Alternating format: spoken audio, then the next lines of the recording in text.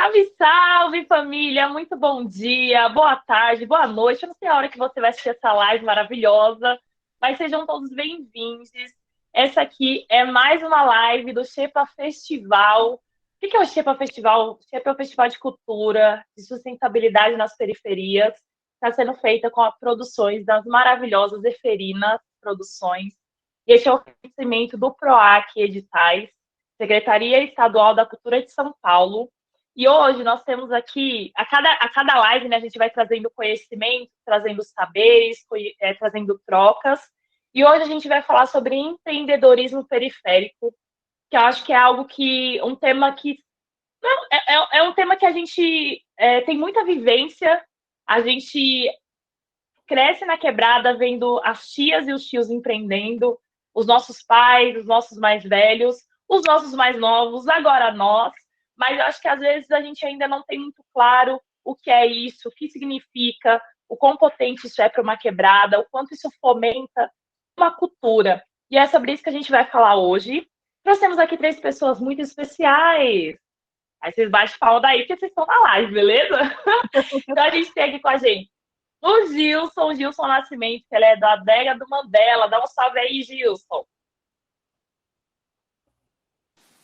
Salve! Boa pra nós. Pô, a gente tem a Iana, maravilhosa, da editora Anansi. E aí, rainha? Oi, gente. Boa noite para todos. E a gente tem a Joy também, da Queer Hair Stylist. Falei certo! Falou assim, boa noite, gente. Boa noite, sejam bem-vindos. A gente trouxe três empreendedores para poder ajudar a gente a pensar em como é produzir na periferia, em como é produzir na quebrada. E eu queria que vocês começassem bem assim do começo mesmo, da marca, bem no começo, mais do que da marca, né? Do produto, da cultura, do que vocês oferecem. Quando que começou? Gilson, conta pra gente. Quando começou a ideia, a adega? Qual é que é? Conta aí pra gente um pouco. A Adega do Mandela, ela está localizada aqui no Grajaú, né, no fundão da Zona Sul, e ela é forjada numa necessidade mesmo de ponto de encontro de uma rapaziada do futebol, né? A gente tem um time diretamente, uma coisa leva a outra, né? Um time normalmente tem uma sede vira um ponto de encontro vira uma parada referente ali naquele lugar, né? Então a adega ela surge nesse contexto de uma necessidade de ponto de encontro associada à rapaziada do futebol da quebrada, e uma coisa foi levando a outra. Inicialmente ela surge com outro nome, Adega Dois Irmãos, mas a gente tem aquela perspectiva de que o nome também carrega uma simbologia, então a gente faz essa transição, coloca o nome de Adega do Mandela, coloca o rosto do Nelson Mandela e cria uma referência ali na quebrada. Então todo mundo sabe aqui no Grajaú, ou já ouviu falar da Adega do Mandela, seja pelo rosto do Nelson Mandela, ou seja, obrigatoriamente pelo ponto que virou a Adega do Mandela. A questão de empreender em si, inicialmente para nós não parece nem algo proposital, sabe? Passa muito mais por necessidades, eu creio. Da mesma forma que você fez a fala introdutória de que nossos pais já empreendiam, né? Nossos avós já empreendiam, todos eles partem de uma premissa que é a necessidade. Obviamente que há também um viés, assim. Quem funda a Adega do Mandela é o meu irmão mais novo. Ele, dentro da nossa família, sempre teve uma característica mais empreendedora. Sempre foi o moleque que fez rolo, sempre foi o moleque que estava à frente, sabe, nesse sentido. Então isso também é um viés próprio das pessoas ou então daquele grupo e tal. Não é uma coisa também que não existe, né? Mas passando por um momento de transição, e eu acredito também que a qualificação ela também é extremamente necessária nesse sentido, que a gente sai do nada, mas acho que a gente aprende com a vivência, mas também aprende com aquilo que já fizeram. E o que já fizeram não serve de referência, então acho que vale a pena a gente se aprofundar nesse sentido e pegar alguns caminhos, sabe, para não ficar dando cabeçada. Então, a adega do Mandela está aí nesse contexto de ser um ponto de referência na quebrada, de ser uma parada que aglutina com algumas, como eu posso dizer, dubiedades também, sabe? Por conta do negócio em si. A gente está falando de bebida alcoólica, a gente está falando também de uma forma sem maquiar, e eu também não preciso fazer aqui nenhum papel de, né, não tô vendo ou que se foda, mas a parada que é dúbio mesmo para nós, mas ao mesmo tempo existe uma necessidade, um quê de sociabilidade, sabe? Entre nós. Então tudo dentro um lance de equilíbrio, acho que dá para fazer as coisas, então a gente vai aí nesse caminho, tomando alguns cuidados, mas também arriscando. Legal, Gilson. Obrigada, viu? Joy? Oi, oi. Então, eu comecei na minha área muito nova, creio que eu tinha mais ou menos uns 12, 13 anos. Eu fazia aquele cuidado, né, das mulheres da minha família, o cabelo delas, né? Eu tinha aquela coisa de que era uma brincadeira, né? Mexer no cabelo das minhas tias, das minhas primas. E aí, quando eu me entendi, eu já estava trabalhando no salão, né? Cuidando de outras mulheres, cuidando de outros homens pretos. E foi. Eu demorei um pouco para entender que aquela seria a minha forma de ganhar dinheiro, né? Porque a gente sempre cresce pensando nos sonhos da família também, né? Aquele sonho da filha se formar, aquele sonho da filha chegar em outros patamares. E eu sempre entendi, de certa forma, que eu cresceria, mas que não seria do jeito que a minha família queria, né? Então eu comecei nas tranças muito nova, fui aprimorando com o tempo, né? De trabalhar em salão, comecei trabalhando em Osasco, depois já fui para São Paulo, comecei a trabalhar na Galeria do Rock, em outros salões também conhecidos. Hoje em dia tem uma boa clientela, assim, mas demorou um pouco para eu entender também o quão sério era o meu trabalho, né? A gente sempre, eu me colocava sempre no lugar de uma cabeleireira, né? E na verdade não é isso que eu faço, é uma coisa surreal que eu faço, é quase uma magia, né, o que eu faço, que é cuidar da autoestima de uma pessoa que chega na minha casa ou no meu salão sem perspectiva nenhuma, chateada com a vida e com um monte de coisa, e ela sai com, não é nem o sorriso, é o ar de felicidade, né? É um cuidado extremo, assim, que eu demorei um pouco para entender o quão sério era, mas hoje em dia eu já consigo lidar bem, assim, e saber disso, né? Saber que eu estou tratando de autoestima de pessoas pretas faz eu cada vez pesquisar mais sobre o meu trabalho, né? Entender mais sobre África, entender mais sobre as nossas raízes mesmo, né? E como eu entendi isso depois de muito tempo, depois de mais ou menos uns 5 anos que eu já trabalhava com cabelo, eu entendi que eu não era cabeleireira, entendi que eu trabalhava com autoestimas. Hoje em dia eu consigo acessar outras coisas, né? Que é a área de autocuidado, né? Eu saio um pouco dessa perspectiva de salão de beleza, que é aquela coisa secador, chapinha, e sabe, eu não faço parte desse nicho e para mim é muito satisfatório, né? Eu sei o quanto a minha autoestima muda o meu dia se eu estiver bem, se meu cabelo estiver bom, se eu estiver trançada, se eu estiver cacheada de dread, sabe? É muito incrível trazer isso de uma forma viva, né? De você conseguir ver essa felicidade no ar de uma outra pessoa preta. Então, eu me baseio muito nisso, nessas verdades, né? Nessas pessoas reais que eu convivo, com essas pessoas reais que eu aprendi a trançar, que foram as minhas tias, né? Minha mãe, minha avó. E eu trago isso para mim até hoje. Atendo muitas pessoas que é do meio produção, muitos artistas, mas eu também trabalho muito com pessoas reais, né? Que são essas pessoas que são a riqueza, né? Do povo preto, assim, que está na quebrada. Eu moro na zona norte de São Paulo, no Elisa Maria, mas eu atendo gente da zona sul, atendo gente da leste, de São Paulo inteiro, me locomovo, as pessoas vêm até mim, sabe? Então é muito bom você ver o quanto a pessoa se identifica com o que você faz e dá importância para o seu trabalho. Para mim, tem sido incrível cada vez mais aprender sobre o que é ser uma pessoa preta, né? É muito incrível isso. Eu não tive a oportunidade de me reconhecer preta depois de mais velha, né? Que a gente se depara com umas coisas assim às vezes. E eu fiquei muito chocada com isso, confesso, a primeira vez que eu vi uma pessoa falando sobre se identificar como uma pessoa preta. Eu fiquei tipo, como assim? Ela não sabia, né?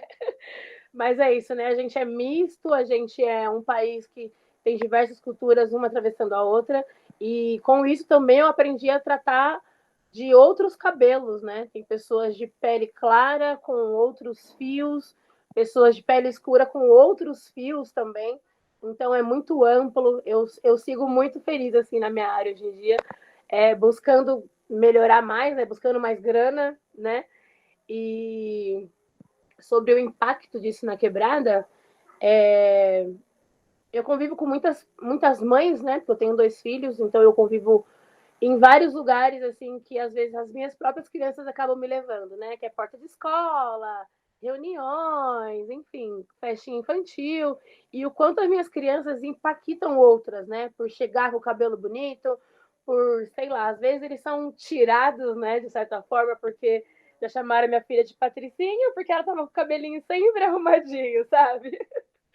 Umas coisas assim que você fala, pô, é bem de criança mesmo, mas são coisas ricas, né? Que a gente consegue mostrar para outras pessoas que não é uma grande coisa uma preta tá de trança e tá se sentindo bonita, né? A minha filha hoje ela consegue ter essa autoestima com 11 anos de idade. Eu com 11 anos de idade tinha um cabelo lisinho horrível, sabe? Então, essa diferença, né, esse impacto social de tempo também me choca bastante, porque hoje eu consigo falar com ela abertamente sobre diversas coisas, com meu filho também, todo mundo tem o cabelão grandão e tal, né? Todo aquele movimento preto em casa e tudo isso é muito incrível.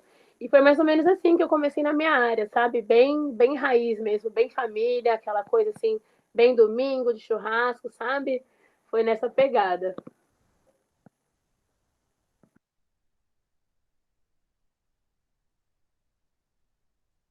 Iano, conta um É pouco pra minha gente como vez, você né? começou.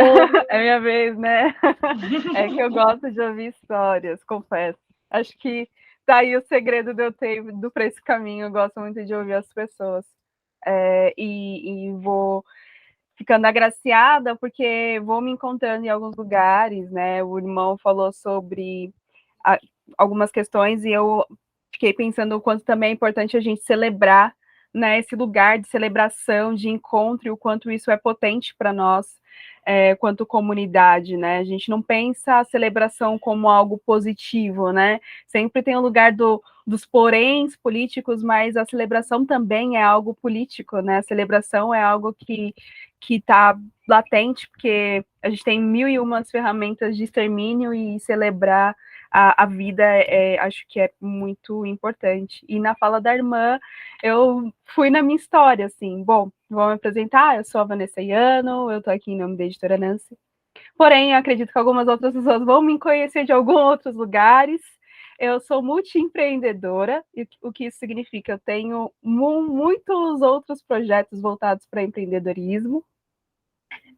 Estou na área da moda também, falando e pesquisando sobre e costurando, venho desse lugar. Venho de uma formação formal de marketing, mas o que eu gosto de falar é que todo esse caminho ele foi projetado por escolhas, né? Então, saber que ao longo da jornada eu tive uma família preta que, com todos os sacrifícios, conseguiram me deixar fazer as escolhas mais difíceis possíveis, que era empreender, isso me conforta, porque apesar deles me apoiarem, eu ainda tenho pessoas que não sabem o que eu faço. Então, tipo, a Vanessa tá em casa trabalhando, tipo, mas não sabem o que eu tô fazendo. Mas tem um apoio, então isso é muito importante. A minha história com o empreendedorismo mesmo, ela começa desde a infância. Assim, tô pegando bem pro particular mesmo. Eu comecei assim, tipo, 12, 13 anos, num trabalho de escola, assim, tinha que fazer um trabalho de matemática e a gente decidiu que ia vender coxinha na escola. Eu gostei muito daquilo. Eu fiquei muito, muito feliz de vender coxinha na escola. Eu acho que eu queria abrir uma cantina, sabe? E aí depois, conforme foi passando, eu fui trazendo isso porque moro aqui, moro na periferia, tô no extremo leste de São Paulo, tô no Jussa, muita gente não fala do Jussa, eu sou cria do Juscelino, bairro lado a lado com a cidade de Tiradentes, eu falo que eu moro no valão entre Guaianazes e cidade de Tiradentes, alguns podem considerar como cidade de Tiradentes aqui também, mas na minha época, tipo, bem tiazeira, a gente tinha muito a questão do geladinho, assim, sabe? E aí eu vi que já tinha a história da coxinha, já vi o negócio do geladinho, falei, opa, vou botar aqui na porta o negócio bem desse geladinho. Comecei a vender geladinho, ganhei um dinheiro na época, dividi com as meninas.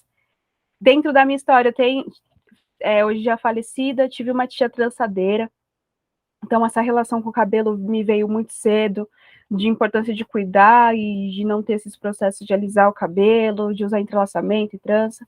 Me vi na história do Joy, fui bater panfleto na porta da galeria para trançar cabelo, né? Então, são esses lugares que me atravessam. Sobretudo, sempre tive paixão pelos livros, assim, sempre gostei muito de ler.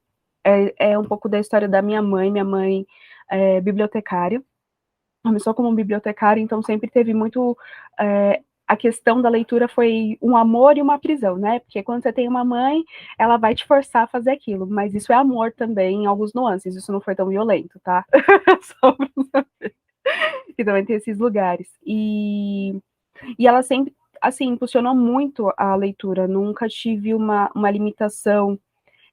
Durante muitos anos, para ela, era muito dificultoso ela acessar livros que trouxessem assuntos como a pretitude para mim, né? Então, durante muito tempo eu li um livro que me entendia até certa parte, e na outra parte era extremamente racista, e a gente vai crescendo com isso, né?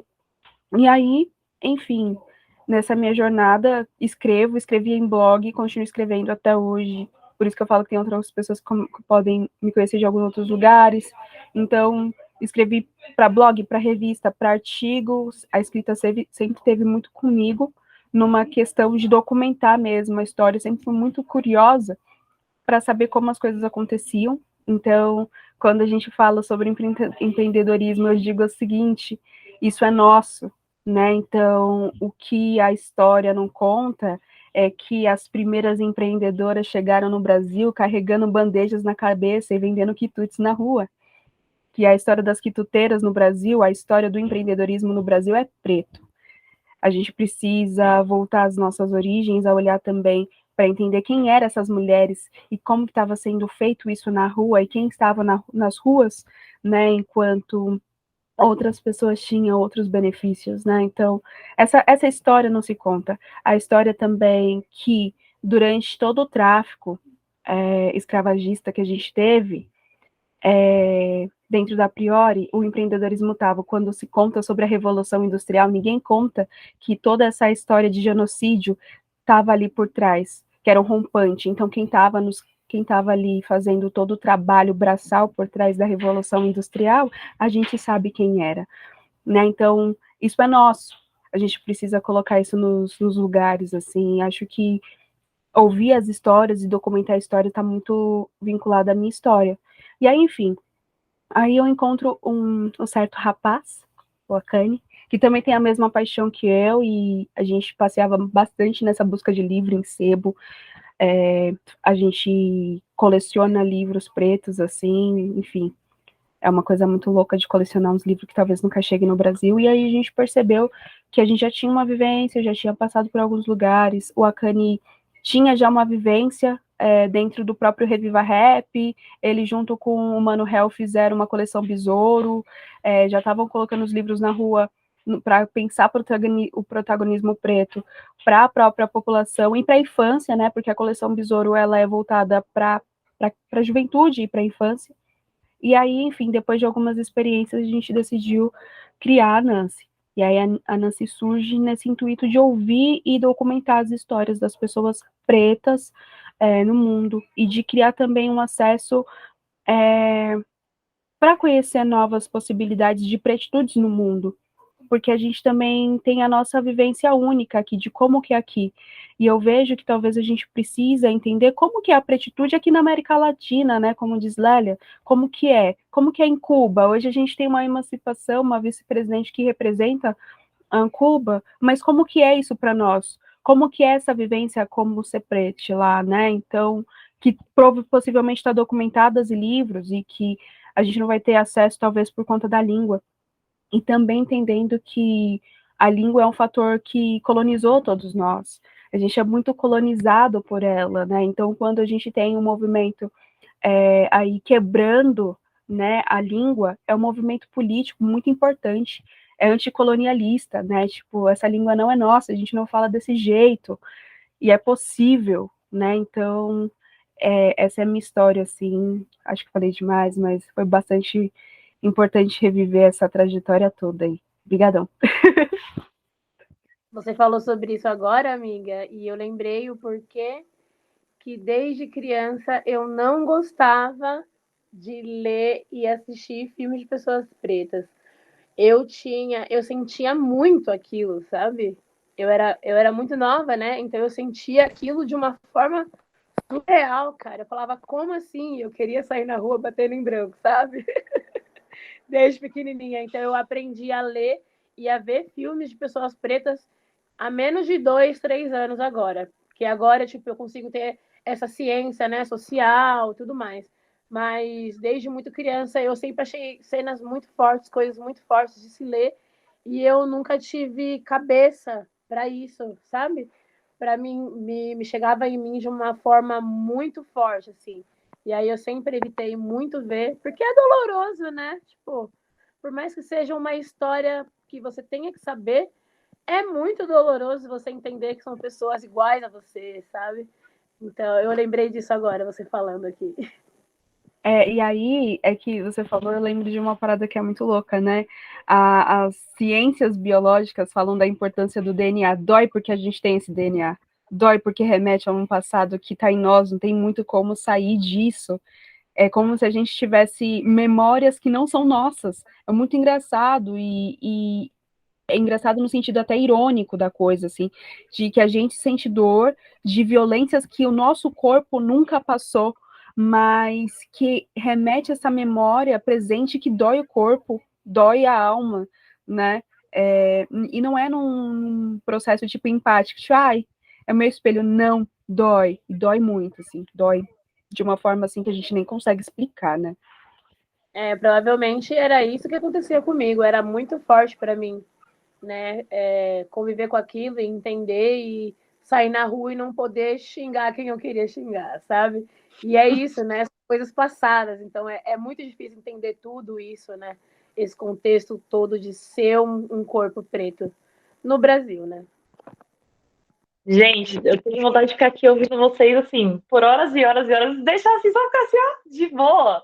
Mas eu fiquei pensando várias coisas e como aqui a minha missão é jogar algumas provocações e fazer com que vocês tragam realmente tudo essa bagagem, né, que não é pouca, eu queria fazer duas perguntas em uma, e aí vocês podem ficar livres para costurar, tá? Vou ser bem pontual. Esse sonho de vocês enquanto empreendedores e o que vocês fazem, é um sonho de vocês ou é um sonho de outros? Segunda pergunta, por que o que vocês fazem é político? Duas perguntas fáceis, né? Soltei, joguei, quem começa? Ninguém, gente, eu vou Eu escolher, posso meu Deus. começar, não, posso Vai começar, lá, posso vai começar. lá. O que eu faço, não faço por mim, eu sempre falo isso. Eu faço por todos os meus ancestrais e no sentido de pensar a documentação histórica no Brasil, a gente tem que pensar que isso é político, uma vez que a gente teve todas as nossas documentações quanto povo queimadas, a gente tem que colocar isso. Então, nesse processo de reconectar, é basicamente refazer uma história a partir do agora. Eu sei que não é um papo de acadêmica e nem isso, eu não estou falando de como a gente vai documentar isso.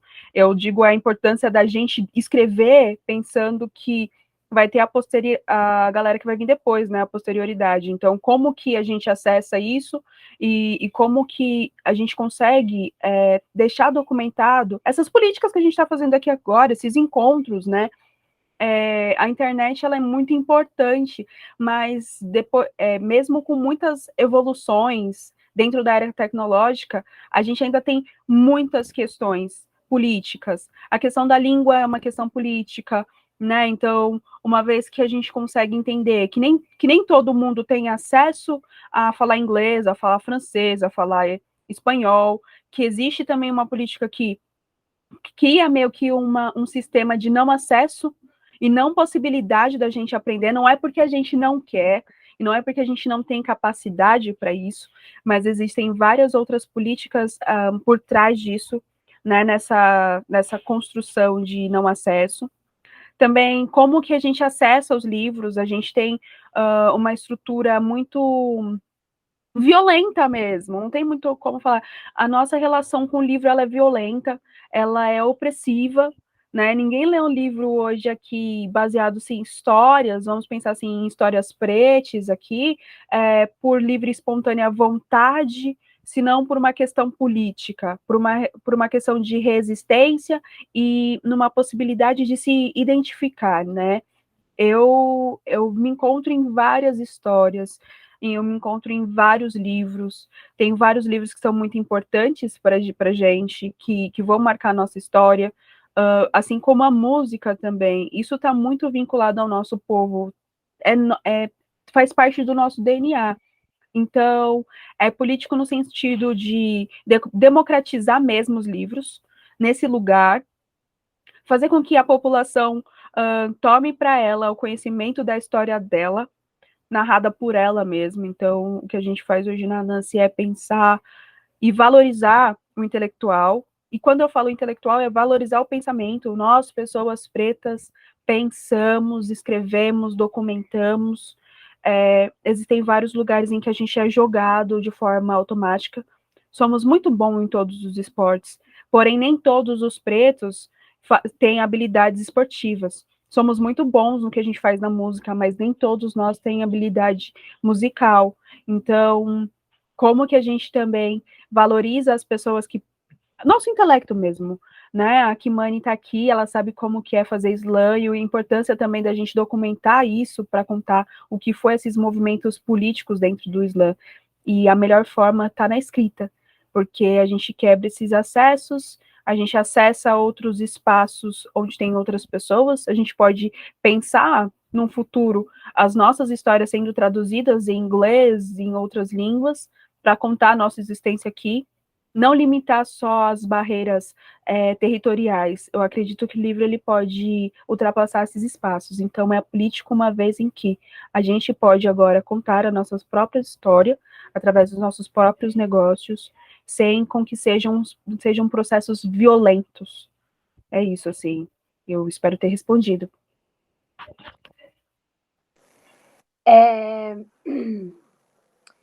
Eu acho que, na verdade, para mim, a minha profissão sempre envolveu outras pessoas, né?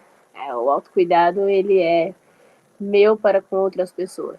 Mas pensando no geral, eu comecei a trabalhar nova e eu também tive filho muito nova. Eu tive minha filha com 15 anos. Então eu já comecei a fazer alguma coisa por alguém, né? A partir do momento que você vira uma mãe, você meio que duplica a sua vida. Parece que é uma outra parte do seu corpo ali necessitando de você. Então, eu tive ela com 15 e ele com 19. Então, eu tô sempre nessa parada de cuidado mesmo, né? Sempre resolvendo os meus problemas pessoais e os problemas pessoais de cada um dos meus filhos, escola de cada um dos meus filhos, enfim, a vida particular de cada um, né? Então, eu tô sempre movimentando tudo que está ao meu redor para outras pessoas. Eu até tenho dificuldade um pouco de ter tempo para mim, porque eu cuido da autoestima de pessoas o dia inteiro, eu chego em casa, cuido dos meus filhos, E aí, na hora de dormir, já é 3 da manhã, eu tenho que acordar 6, sabe? Umas coisas assim. Sem tempo, irmão, sempre, sabe?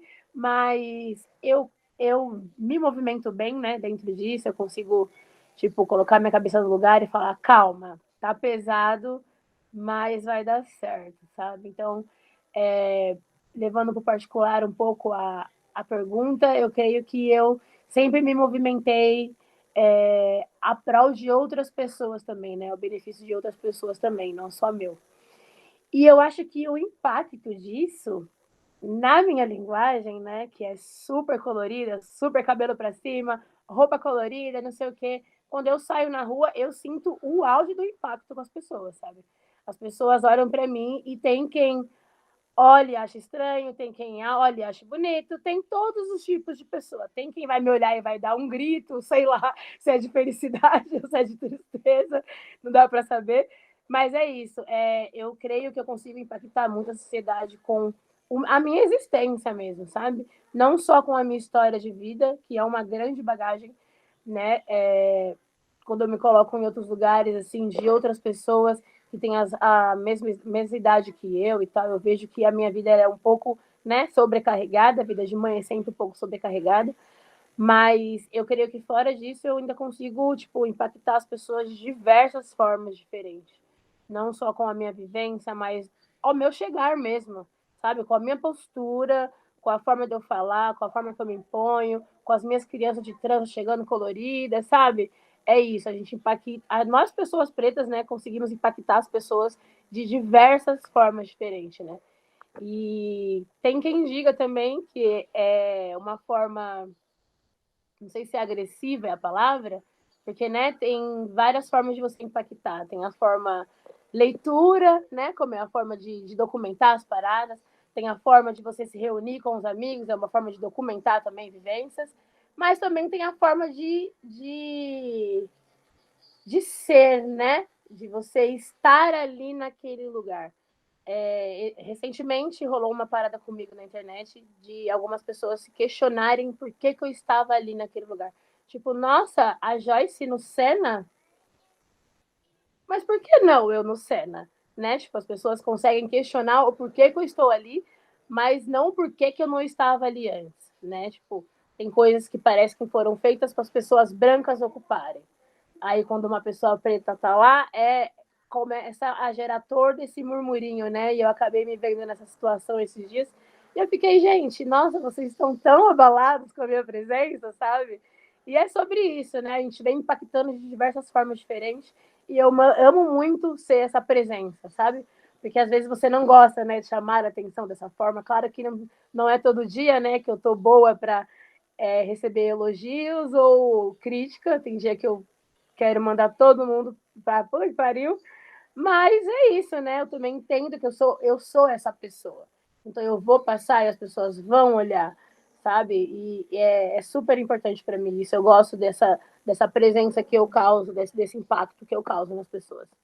Para mim é incrível. Eu vou pegar aqui de trás para frente para poder dar um raciocínio para as ideias. Primeiro, acho que quando a gente fala de política, né, o porquê que é político, no nosso caso aqui tem uma questão de território, né? Então, falar de política para nós é falar de território também, porque a gente vive numa região onde, sendo quebrada e estando submetido muitas das vezes às nuances, né, aos mandamentos da quebrada, para você estabelecer qualquer tipo de política, você tem que ter uma sensibilidade maior, você tem que ter um jogo de cintura melhor, para que aquela sua política não se sobressaia sobre uma política que às vezes abrange a quebrada de uma outra forma, tá ligado? Então, a adega passa a ser uma referência política por si só, quando pessoas pretas estão ali fazendo aquilo com dignidade, fazendo aquilo com cadência, fazendo aquilo com postura, sabe? E às vezes não é preciso falar, às vezes é preciso fazer. Na quebrada tem diversos pontos, comerciais ou não, que as pessoas também estão de alguma forma buscando a sua sobrevivência, mas que de alguma forma, não têm alguns cuidados e vão fazendo do jeito que sabe fazer ou da forma que a vida coloca para que elas façam. E ok também. Mas quando a gente tenta minimamente propor algo, e aí eu posso dizer que a adega hoje tenta propor isso, que é criar uma identidade e uma identidade que tenha o preto como uma referência, isso se torna político. As pessoas elas conseguem identificar sem que você fale, sabe isso?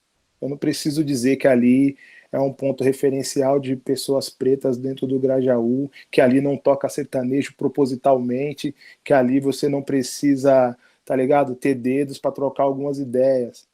Então eu não preciso ficar falando esse tipo de coisa e nem, né, criando disso um slogan e pá, pum. As coisas acontecem da forma que elas devem acontecer. E ter o samba como o norte da casa, às vezes, o rap, que hoje também está lá no nosso radar e tal, e outras coisitas mais que estão por vir, que dialogam com essa política que a gente tenta implementar de forma prática, por si só já dá conta, sabe? Eu não preciso ficar colocando faixa lá de nada, nem tampouco ficar propagando nada. Eu vou fazendo as coisas, ou nós vamos fazendo as coisas, e isso vai criando no íntimo das pessoas uma dúvida, pelo menos, ou até mesmo, como o caso que um amigo meu recentemente disse, aqui ele sabe que não pode falar tal coisa. Isso é interessante, sabe? As pessoas saberem que lá não é um lugar de alguma coisa, que elas sabem que as pessoas que lá habitam, as pessoas que ali frequentam, não concordam, não assimilam e também muito pouco quer esse tipo de gente por lá. Então, isso daí já é o suficiente, sabe? Então, território e política, no nosso caso, é algo que está intrínseco. Então, a gente precisa, obrigatoriamente, por sermos quem somos, pessoas pretas, né, tanto eu como meus irmãos, criados aqui nesse Grajaú, né, passando por com mãe solo e tal, essas paradas. Então, assim, para nós é uma parada bem tranquila que a gente vai fazendo e com a nossa certeza e tudo bem, desde que respeitem o nosso espaço, sabe? Agora, a questão do sonho, para mim já é muito mais relativo e até complexo para responder isso, porque, como eu disse antes, e a irmã Vanessa também deu um exemplo bem legal, a questão da necessidade é o que nos coloca diretamente, muitas das vezes, na questão do empreendedorismo, a não ser que seja, de fato, algo genuíno e você tenha toda uma estrutura, e aí eu estou falando desde financeira, psíquica, familiar, para poder chegar e sonhar e sair carregando o sonho assim na ponta do peito e abraçar. É muito difícil, então eu posso responder que isso para mim não é um sonho, e aí tranquilo, pá, não, né, desmerecendo, pá, mas a ideia de sonho para mim é muito maior, mano, sabe? Porque a gente, acho que quando a irmã citou das quituteiras, as quituteiras elas não tinham sonho de ser quituteiras, elas tinham as necessidades, mano. As quituteiras foram as primeiras mulheres livres, saca? Porque elas compraram sua alforria, elas financiaram a alforria de outras pessoas pretas que eram escravizadas ali naquele contexto. Então, era uma necessidade, mano. Não era sonho delas. Porque se fosse para ter sonho, elas queriam ter sonho de serem livres, de não estarem ali, tá ligado? De não passarem por aquilo. Então, a questão do sonho, acho que é pouco para nós, quando a gente está falando nesse lance aqui, para empreender e tudo mais. E a gente também não deve nem romantizar isso, sabe? Quando a gente está falando de empreender e de necessidade, exceto o caso da irmã aqui que trampa com livros, que aí é uma parada que eu acho que é 1000 graus, porque a gente está esgotando todas as possibilidades aqui, porque os livros te levam para outros lugares, sabe, para outras sensações, para outros conhecimentos. O restante mano, é foco, trampo, e aí é sobrevivência, sabe? Acho que a irmã que trampa com trança, assim, para uma parada de sobrevivência. Acho que tem um quê, sim, de realização, porque a gente também não pode ser frio o tempo inteiro e achar que é só isso, pronto, acabou, bateu o seu ponto, saiu fora. Não é isso, né?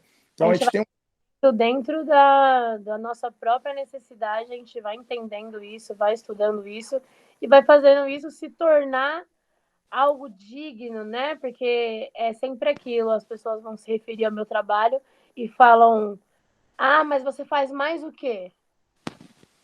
Não faço mais nada, eu faço trança. Esse é meu E já é trabalho, um sabe? trabalho do caralho, né? Pois é. É, sabe? Então, pois é. Então Não é tem dessas, mano. uma Então, sonho, acho que a gente tem, né, capacidade o suficiente para sonhar com coisas muito maiores para nós e para os nossos.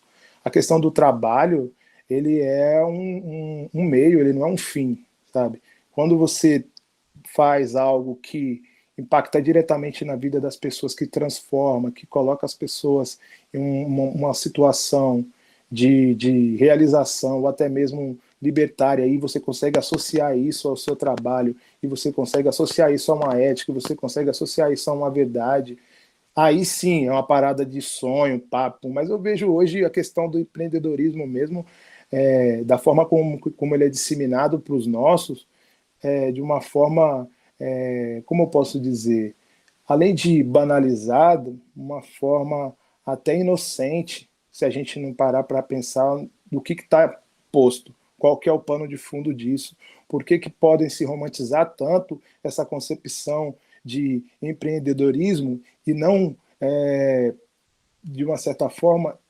aceitar ou propor ideias e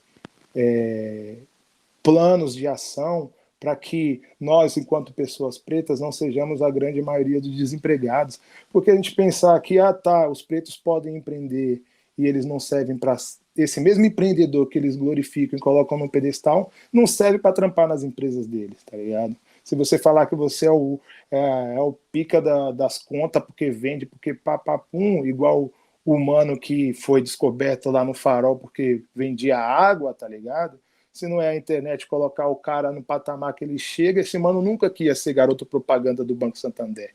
Sabe falta de isso? acesso, né? Então, assim, é a gente não ter essa inocência ao mesmo tempo, não romantizar e estar sempre atento do qual que é o plano de fundo disso, né, mano? Os caras vão lá, precarizam os direitos dos trabalhadores, os caras vão lá e criam subcategorias, subempregos, nos colocam nessas caixinhas e dizem que nós somos empreendedores. Os caras acham que é isso, saca? Coloca os manos pra trampar nas motocas aí, com as motocas, os bodinhos velhos dos moleques, tudo sem documento, tomando tapa de polícia à toa para poder fazer entrega de Uber, essas paradas. O bagulho é tenso, então não dá pra gente cair nessa pegadinha de empreendedorismo sem que a gente tenha de fato todo o conhecimento do que está posto a respeito disso, sabe? Eu acho que a gente tem que ter essa preocupação. Então, sonhar, eu sonho com outras coisas, sonho com outras perspectivas para mim, para o meu povo e tal, mas esse trampo aí é um bagulho que a gente faz com muito cuidado, com muito carinho, mas é só também. Não está em um patamar maior do que isso, não.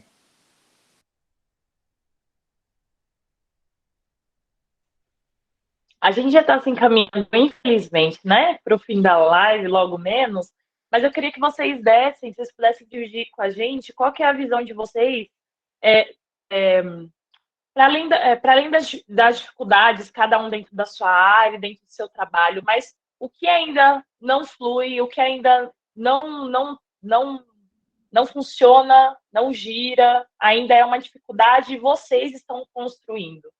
O que ainda precisa ser feito dentro da área de vocês e vocês tomaram para si, eu vou fazer a partir do que eu consigo, do que eu posso, sabe? Do que é possível, né? Quer começar, Iano? Começa, não tem problema não, começa. O irmão falou sobre pensar e eu faço das palavras dele a minha, assim, em vários nuances. Ele falou da questão do sonho, eu acho que empreendedorismo no Brasil é muito utópico, sabe? A galera acha que vai acordar e vai ser empreendedor e vai ser sucesso, e eu brinco, que eu falo assim, todo dia eu penso em desistir, né? Foi como eu comecei falando aqui, que nem todo mundo da minha família entende o que eu faço, e eu durmo em posição fetal, chorando, porque é o que eu faço, assim. É, e exige responsabilidade. Eu acho que assim, tem um lugar também que é muito importante. Exige compromisso e responsabilidade, né? igual o irmão falou, política é território, a gente precisa também entender onde a gente está, com quem a gente está falando, quais são as nossas responsabilidades, assim. Eu peguei a questão do empreendedorismo como algo para a vida, como algo quanto profissão, né? Quanto algo que eu pude escolher a minha vida, eu entendo que no sentido de possibilidade de transformação para mim como pessoa aqui nesse mundo. Eu entendo que isso possa ser diferente para outras pessoas, né? Foi como eu falei, eu me vi a vida inteira assim. Então, isso tem um preço. Isso tem um preço. Né? E as pessoas precisam também saber quais são os preços que se pagam, uma vez que abre mão, por exemplo, de ter uma certa estabilidade da carteira assinada e todas as lutas trabalhistas que isso gera em torno, de pensar também a estrutura de uma família que já está também desfragmentada, né, por todas as suas histórias sociais. Então, sendo bem pé no chão mesmo, quando eu pego esse lugar, para mim, eu vejo a possibilidade de trazer outras pessoas, né, de assumir outras responsabilidades para a vida dessas pessoas, pretes, assim, e é importante. Hoje a gente pensa em criar empregabilidade, e empregabilidade é gerar responsabilidade.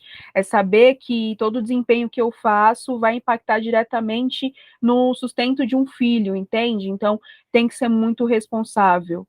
Não dá para brincar, não dá para brincar com outras vidas, não dá para brincar nos lugares. A gente não tem esse lugar de fazer e eu tô só vivendo. Não é só vivendo. Eu tô aqui assumindo essa responsabilidade, tô colocando o meu peito, a minha vida e toda a minha energia para que outras pessoas também, durante muito tempo, possam ter o poder de escolha. Quando a gente pensa num plano, por exemplo, de gerar emprego dentro da Nancy, é pensar que uma mãe preta pode trabalhar dentro da casa dela cuidando do filho dela, que ela precisa estar perto para ver o crescimento dessa criança, sabe? E que ela consegue fazer isso e que isso não depende, a produtividade dela, a entrega dessas pessoas, não dependem de uma carteira assinada de 8 a 5, só que isso é importante, só que isso é uma escolha. E é isso que eu falo, tem que saber qual é o preço que vai se pagar por isso. Se as pessoas conseguirem colocar na balança o que é importante para elas dentro da história delas, né? Porque é muito a minha fala aqui também é uma responsabilidade, porque eu posso ativar, né, sonhos ou vontades, mas eu também preciso ser responsável em dizer que o caminho não é simples e ele é duro todos os dias. Não tenho dinheiro todos os dias, né, que muitas vezes empreender aqui é tirar do que pode vir para minha família para dar para uma outra família, porque ela está gerando, está prestando serviço para minha empresa, para que eu possa conseguir me manter, né, em outros lugares. Então, isso é uma responsabilidade muito grande e um compromisso, né? Então, a gente tem essa questão de sempre pontuar, mas uma coisa que eu gosto de trazer é que Malcolm era muito responsável. Então, se a gente tem nas nossas memórias as pessoas que a gente admira, responsabilidade, disciplina e compromisso, acho que a gente precisa trazer isso para a nossa vida também. A gente não tem tempo para ser medíocre, porque medíocre já tem muita coisa por aí. A gente só vai fazendo mesmo. E respondendo a sua pergunta diretamente, eu acredito que é isso. É entender que tem um espaço de tantas violências, lugares que podem ser acolhedor. Pensar em gerar empregabilidade, gerar emprego mesmo, emprego dentro de outras propostas, pessoas bem remuneradas. A gente precisa também entender que, foi como eu falei, é uma responsabilidade com o outro. Isso não estou pregando algo relacionado ao capitalismo, e não. Eu brinco que, assim, sem comida na barriga ninguém luta.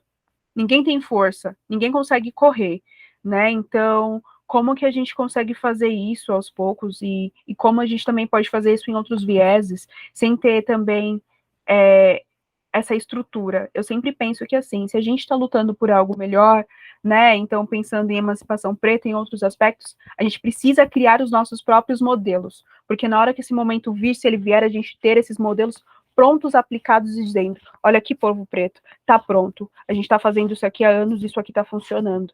Então, eu penso muito nesse lugar de ter essas propostas e de ir exercitando essas propostas. Mas, porém, que nem eu falo, tudo tem um preço. E a gente tem que ser responsável e ter discernimento das escolhas que a gente faz. É isso.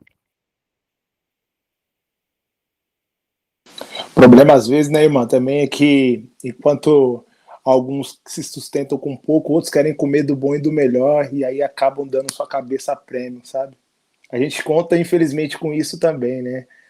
Vários ao nosso redor e várias pessoas pretas também que entregariam a cabeça de qualquer um de nós a prêmio aqui para comer melhor que você, que só quer se alimentar, tá entendendo? Sim, sim, a gente já, e aí eu acho que assim, é importante também a gente ter esses lugares para a gente entender que nem todo irmão é irmão e saber exatamente onde a gente pisa, é igual você falou, irmão. Cada lugar tem que ter uma postura, então a gente tem que saber com quem a gente está afinado e qual é o preço que a gente está ali, né? Eu sou enfim, sou de Ifá, sou de Candomblé, e eu falo assim, a palavra de Exu não faz curva, é uma só. Então a gente também precisa trazer essas filosofias que a gente tanto acredita para a nossa vida como ação. A nossa palavra não pode fazer curva, a gente tem que ser responsável pelo aquilo que a gente faz e fala.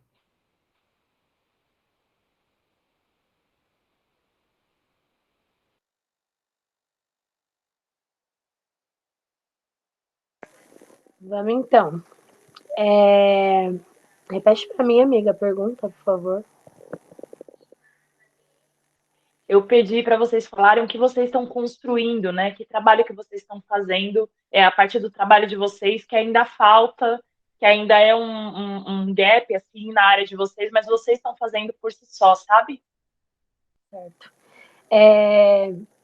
Eu sempre tive muita dificuldade na minha área, na parte de reconhecimento mesmo. Tipo, não tenho outra coisa para reclamar, assim, só do reconhecimento.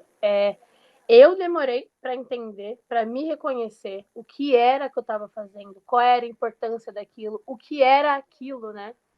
Antigamente, e o que é isso hoje, né? Nesse afrofuturismo, né? Que a gente fala, que a gente consegue passar de uma outra forma o que é a nossa cultura para as pessoas. Mas eu ainda sinto muita falta de entendimento, né? Das pessoas sobre o que eu sou, né? Sobre a ancestralidade que eu trago, né? Da mesma forma que eu não entendia, mas era uma questão minha. Hoje em dia, se uma produtora me chama para trabalhar, eu preciso que ela esteja ciente de quem eu sou, do que está acontecendo, qual é o movimento, sabe? A importância daquilo. Já aconteceu vários casos comigo de eu chegar numa produção, por exemplo, de clipe ou de foto, e eu não ter ali não ter a referência do que eu ia fazer, eu não saber quem eram os modelos, não saber qual era o cabelo, sabe? Qualquer pessoa consegue ter acessos, um style tem que saber quem é a pessoa que ele vai trabalhar para ele poder levar as roupas. Uma pessoa que vai fazer maquiagem, ela tem que saber o tom da pele da pessoa e tudo para ela levar o material dela. Eu não tinha. Então, eu vou levar o que eu tenho aqui, chegar lá eu vejo o que eu faço, mas trabalhar assim também não é legal, né? Então, tipo, já aconteceu várias vezes isso comigo e a falta de entendimento das pessoas é uma das coisas que mais me atrapalham, assim. Mas eu tento trazer isso de certa forma, né? Eu falo muito sobre isso no meu Instagram, várias cabeleireiras também me acompanham, porque eu acabo falando sempre sobre esse entendimento que as pessoas têm que ter para tratar a gente, né? Que traz uma arte ancestral, que traz um movimento político, que traz fuga, que traz história, só na trança, sabe? No único ato a gente consegue fazer muita coisa. Então, é impossível que tipo, ninguém entenda nada, sabe? Mas eu tento trazer isso de jeito que dá para mim, né? Falo muito sobre isso no Instagram. Tô tentando também fazer algumas mídias para internet e tal, algumas mídias explicativas, né? E é muito difícil você estudar sobre uma coisa que não tem. Aonde eu vou procurar saber sobre o que eu faço, né? Tem, mas é aquele mínimo, né? Aquela sabedoria que a gente que colocaram um limite para a gente saber, né? E é muito ruim trabalhar em cima de algo sabendo que vai ser o limite, né? Que a gente está no limite. Mas é isso, eu estou tentando, hoje em dia, estou tentando trazer as tranças, trazer a minha arte para encaixar em outras coisas. Para mim sair da trança solta até a cintura, por exemplo. Como eu vou fazer isso? Como eu vou encaixar a minha trança, por exemplo, num comercial do McDonald's, sabe?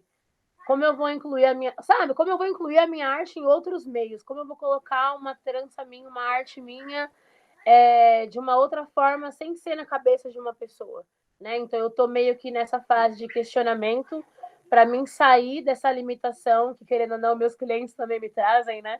Que é fazer aquela mesma trança, aquela mesma enraizada e tal. Tô tentando expandir de certa forma, então tô começando a fazer, sei lá, tô tentando fazer roupas, tô tentando fazer intervenção artística, que é você fazer a trança, costurar ela de certa forma, colocar ela numa parede, sabe? Formar um desenho, umas paradas assim, para conseguir trazer minha arte para outros nichos, para eu não me sentir limitada, porque chega uma hora que você fala, meu, não sei o que está acontecendo, mas eu tô precisando, sei lá, sabe, dar uma expandida. Então é assim, né? A gente tem minimamente os recursos já, então a gente tem que reinventar para conseguir estar em alguns lugares. É dolorido, mas também tem sido prazeroso entender que eu consigo sim levar o meu trampo para outras plataformas, para outros lugares.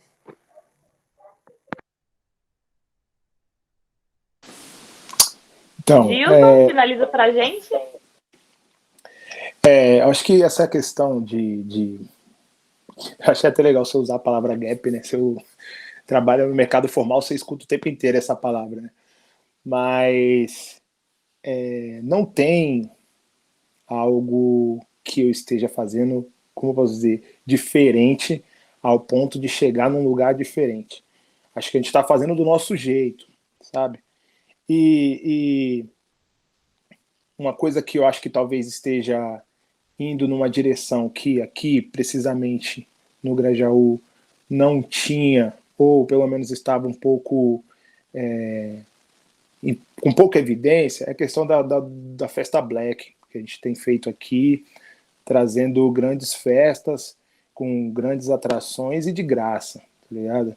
A KLJ veio aqui, o pessoal da Discopédia veio aqui, né, meu? Tem vindo um pessoal aqui e tocando de graça na quebrada, sabe? Com preços de bebida acessível, com o mínimo de estrutura ali e tal, com banheiro para as pessoas, sabe? Essas coisas assim que na quebrada às vezes é algo que as pessoas não estão nem acostumadas, assim, mano, de receber grandes artistas. Vieram grandes artistas aqui na nossa quebrada e fazer apresentações de graça para as pessoas, né? Então, isso talvez seja algo que esteja, de uma certa forma, impactando mais para as pessoas que por aqui residem ou frequentam. Ainda assim, eu acho que a ideia do bate-papo aqui hoje era a gente, além de expor as nossas experiências, também partir de uma certa forma de inspiração para as pessoas que estejam assistindo, né, em algum momento. Então, eu acho que, assim, da minha experiência na frente desse negócio, eu acho que seria interessante que as irmãs também falassem a respeito das suas experiências e como inspirar outras pessoas. Eu acho que partiu também, além da curiosidade, além também da necessidade, como eu estou frisando o tempo inteiro, mas de perguntar, questionar as pessoas que já estão nesse segmento, sabe? Aprender com essas pessoas, com pessoas que querem propagar conhecimento e não guardar para si e sair correndo com tudo embaixo do braço, sabe? Acho que essa parada de você encostar em alguém, primordialmente para nós, que o nosso papo aqui está sendo reto, está sendo nessa linha, encosta na pessoa preta aí da sua quebrada que você vê que é uma pessoa que é próspera, uma pessoa que está trampando, mano, não é ninguém que está virando de pose, não. As pessoas que estão trampando de verdade, as pessoas que de alguma forma estão sempre ajudando alguém, sabe? E tirar dessa pessoa o máximo de aprendizado possível, mas também numa mesma perspectiva que amanhã você possa ensinar, porque é cíclico. A nossa vida é cíclica, mano. A gente está aprendendo aqui, amanhã a gente está ensinando, mas se a gente não tiver essa humildade de compartilhar, acabou, mano. Você interrompe esse ciclo e aí, você está impedindo que outras pessoas pretas, outras pessoas que estejam em necessidades também consigam partir de algum lugar para poder ajudar outras pessoas, né? Então, a gente aqui tem uma parada 1000 grau que é, as pessoas até brincam, tem alguns personagens, tem a tia que cata latinha, ela sobrevive de catar latinha, e a adega, de uma certa forma, vira um ponto de sobrevivência dela, ela sabe que ali ela cata latinha todo final de semana. Tem o tiozinho que... Deus, né? Pois é, entendeu? Da mesma forma que a outra tia que gosta de limpar a rua porque sabe que a gente, pô, sempre ajuda, dá uma cesta básica, dá uma atenção, papo. As pessoas criam o seu próprio ciclo, o próprio ciclo de atividade em cima daquilo que parte de alguma premissa que as pessoas têm uma identidade, uma orientação de que, pô, ali acontece algo bacana, ali acontece algo que, por mais que existam também, obviamente eu estou falando das coisas boas, obviamente que tem os seus problemas também, a vizinhança que nos diga, sabe? O barulho, pá, aquela coisa e tal. Mas assim, então, mas tirando esses porquês, Faz parte, né? tá ligado, né? Tem uma parada que tá acontecendo ali que às vezes está gerando mais do que as pessoas imaginam. Ali a gente tem um mano que é da quebrada, que aluga som, a gente aluga som do cara. É uma renda do cara, sabe isso? Os mano que tocam pagode, a maioria é tudo da quebrada, os caras vivem disso, toca lá toda semana, papum, sabe isso aí? Então, gira uma cadeira, uma cadeira não, desculpa, uma cadeia. É uma cadeia de pessoas de quebrada que estão trabalhando diante de um negócio que a gente está ali de frente. E se a gente interrompe esse ciclo? E o seu só fala assim, não, que é só meu, não quero ninguém aqui, papo, não sabe isso. Eu vou catar as latinhas, eu vou vender as latinhas, eu vou limpar. Então, mano, o bagulho foge. Eu lembro que recentemente eu estava trabalhando com um menino que ele faz arte, né, web design e tal, e aí ele tipo se estressou comigo, falou que eu era muito exigente e tal, e não queria mais trampar comigo. Aí eu postei uma arte de um outro designer que fez para mim e tal, e aí ele comentou, nossa, essa arte aí tá muito melhor do que a minha mesmo. Aí eu respondi para ele, falei, pô, cara, a sua é melhor mesmo. Mas assim, esse mano aqui quer trampar, a arte do cara é inferior à sua e ele tá entendendo o que eu quero e dentro das limitações ele fez o que precisava ser feito. E eu tô divulgando, eu falei para ele, eu não vendo fly, você tá entendendo? Eu vendo outra coisa, mano. Eu quero que você, dentro desse mesmo contexto, entenda o que eu tô falando. Aí se eu falo pro cara, ó, eu não quero no meu fly que tenha a logomarca do Facebook e do Instagram, o cara não entende o porquê, tá entendendo? Falei, é só colocar o arroba, mano. Não precisa colocar a logomarca dos caras. Não quero divulgar o bagulho dos caras. Quero fazer meu bagulho aqui. Só que o mano não entende o que eu tô falando. Tá ligado isso? É difícil, mas assim, é importante que a gente tenha dentro da... E aí, irmã, me desculpe ouvir a sua fala, a irmã Joyce, que eu acho que você também tem que ter algumas certezas dentro do seu trampo, assim, porque eu acho que talento você tem, né? Know-how você tem. E aí eu acho que se aprimorar em cima do seu business, em cima do seu negócio, é você justamente buscar outras perspectivas nesse sentido, mano. Você pode ser a mulher que manda, você não precisa ser a mulher que faz, sabe? Você pode trazer outras pessoas, ensinar a sua arte e você administrar tudo isso, porque realmente você ser mãe, você ter trampo, ter essa referência que as pessoas têm em você, às vezes depositam inclusive expectativas em você, e aí você frustra, ou até mesmo você não conseguir expor ou colocar tudo para fora que está dentro de você, justamente por essa questão, às vezes, de não ser esse lugar que você está, sabe?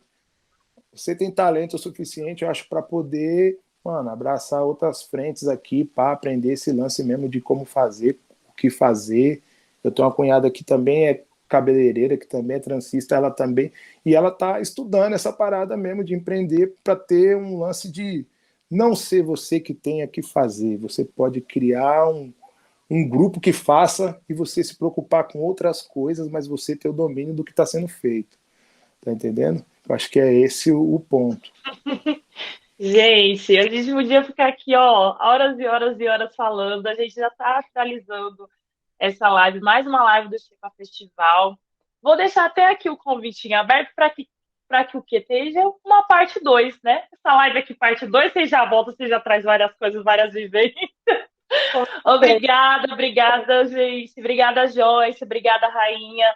Obrigada, Iano, maravilhosa. Obrigada, Gilson. Valeu demais, irmão, pelas palavras. Que vocês que estão aqui acompanhando a nossa live, né, que vocês possam, sabe, que a live de hoje possa ser só uma semente de muito fruto, né, que possa proliferar em vocês, que possa convidá-los e convidá-los, e que vocês também possam se interessar e fortalecer o trabalho de cada um desses maravilhosos que falaram aqui hoje.